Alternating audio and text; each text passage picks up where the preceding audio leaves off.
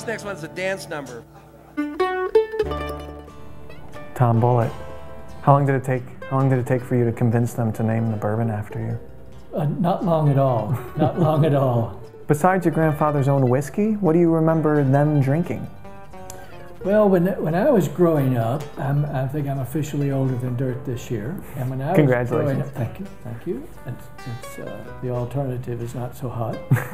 In the late 40s and 50s, it was pretty much bourbon and beer in Kentucky. We were just talking here earlier this morning about how people are surprised that the ladies are starting to enjoy bourbon, Which I'm excited about. Yeah, that's great. That's great. and coming to the whiskeys, that was not a surprise to us. In Kentucky, the ladies have always drank bourbon. Mom would drink. Dad and I would pour Bulleit bourbon over ice, over the rocks. Right. Mom would add some water, make a highball. It used to be called a highball in a tall glass. My aunt Jean Claire was a Catholic nun. She drank it straight. Right. I'm guessing you drink your bourbon, couple drops of water. What do you do? Over the rocks. Over the rocks, even your own. Yep. I think the American straights taste better and open up, certainly, as you point out. Right.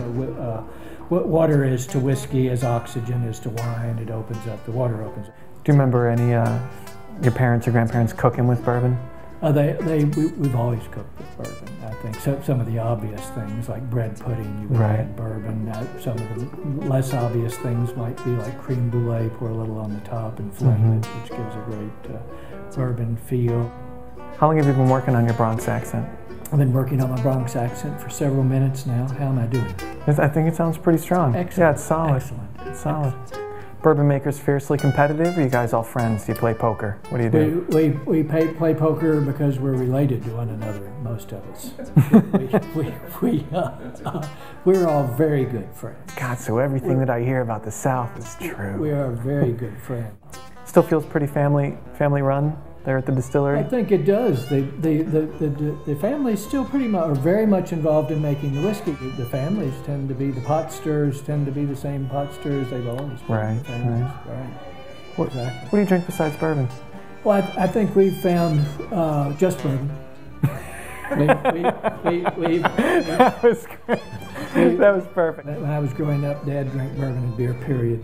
And that was the beginning and end. Right. When he was fishing, he drank beer. When he was, and at home before dinner, with a cocktail, he would drink bourbon on the rocks. All right, Tom Bulleit, thanks for joining us today. Have a good time with your bar owners. Well, thank you. We will indeed here today. Thank you all for having me. I had a good time. My grandmother said to always say that, whether I had a good time or not.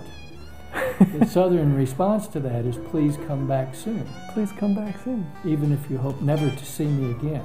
It is called Southern duplicity. Oh, come on, Tom. This is like the second or third time we've done this. We're old friends, right? Absolutely.